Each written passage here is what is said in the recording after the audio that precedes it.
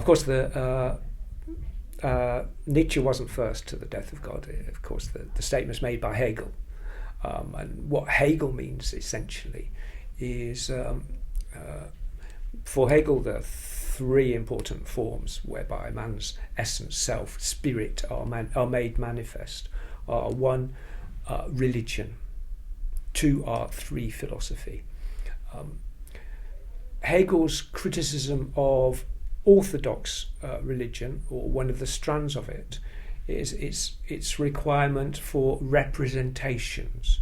So his death of God is the notion of an end to representational thinking, i.e. there's a God up there and we're down here. His critique, the death of God, is essentially that such representational thinking is at an earlier stage of human thinking, and that philosophy shows it for what it is, a simple way of understanding the world, of picturing something. And it works, it produces profundity, as he notes as Hegel notes in the Aesthetics. With Greek art, we see the beauty of exterior. With Christian art, interiority, or having the beautiful soul and beauty within become important as well. But for him, that tradition, that whole history of a representational religion, where God is a person upstairs, that we can image, is over. So the death of God dates from Hegel, as does indeed, problematically, the death of art. He thinks art is over too. Not that art won't continue, but the idea that art reveals the wondrous is probably in the past as well, and he thinks philosophy does the rest, as some conceptual artists would agree. I think, again, important to situate Sartre in relation to the traditions that he inherits.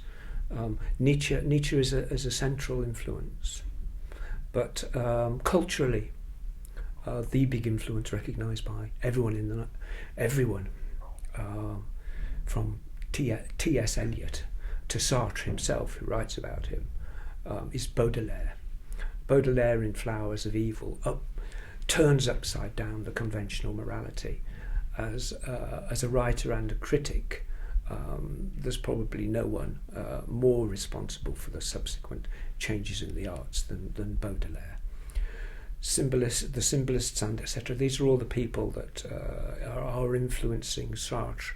So well before Nietzsche, in a way, Nietzsche finishes writing in 1890, is insane for another 10 years. With the great works in the late 1870s and into the 1880s, genealogy, morals, etc.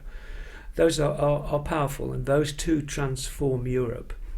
Proust, big reader of Nietzsche, all of the Europeans, they're all looking toward Nietzsche for inspiration. There's some great books on that. The influence of Nietzsche as a thinker on their writing. Apropos, or with regard to the death of God, really Nietzsche is, of course, in the Antichrist. That's his central aim.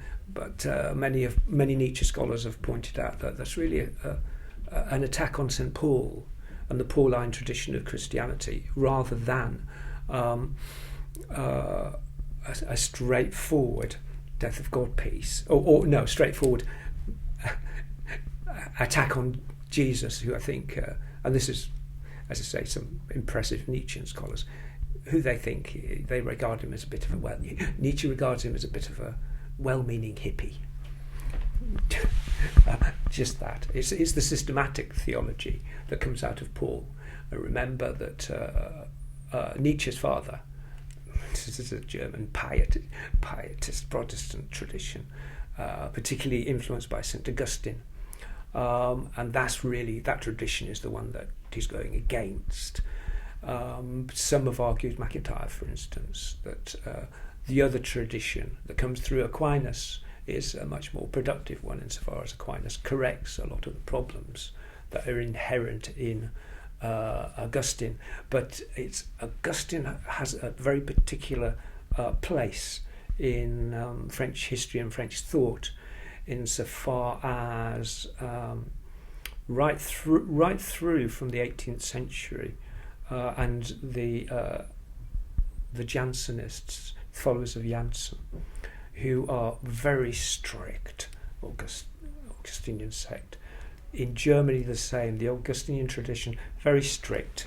And it's that strictness that really Nietzsche is trying to unpick, and successfully does so, and calls Christianity, I think rightly, a slave morality, and calls the class of priests who bring it about and maintain it, really, those are the people he's going for, and that attitude to try and dismantle. Many say in the genealogy he successfully does that. So all of that has a big impact. But I think, as I say, it's a dual impact. It's already in French. It's already in French culture, Baudelaire onwards.